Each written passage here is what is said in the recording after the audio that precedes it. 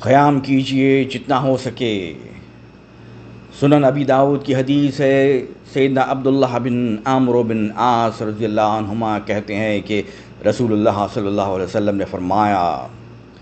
جو شخص 10 آیتوں کی تلاوت کے ساتھ قیام اللیل کرے گا وہ غافلوں میں نہیں لکھا جائے گا،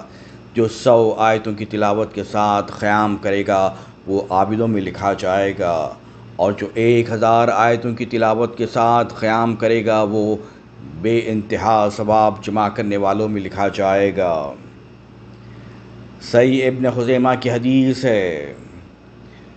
سیدنا ابو امامہ الباہلی رضی اللہ عنہ بیان کرتے ہیں کہ رسول اللہ صلی اللہ علیہ وسلم نے فرمایا، تم رات کی نماز یعنی تہجد کی پابندی کرو، کیونکہ یہ تم سے پہلے نیک لوگوں کا طرز عمل رہا ہے، اور یہ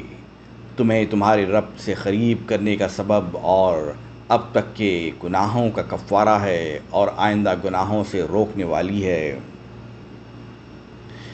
تابع طلحہ بن مصرف رحم اللہ اپنے گھر کی خواتین اور خادموں کو قیام اللیل کا حکم دیا کرتے اور فرماتے،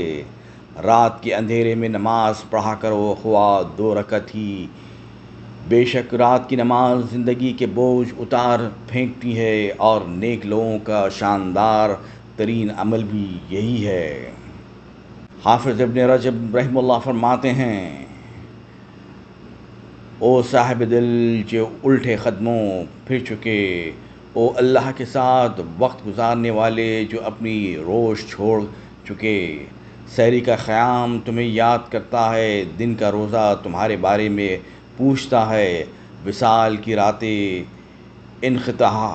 آ جانے پر نوحہ کنعان ہے۔